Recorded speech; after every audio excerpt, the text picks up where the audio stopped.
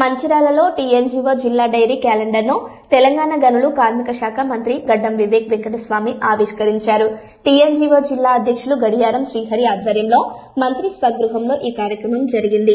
ఈ సందర్భంగా ఉద్యోగుల పెండింగ్ డిఏలు, పీఆర్సీ బకాయిలు 17% హెచ్ఆర్ఏపై మంత్రి దృష్టికి తీసుకెళ్లారు.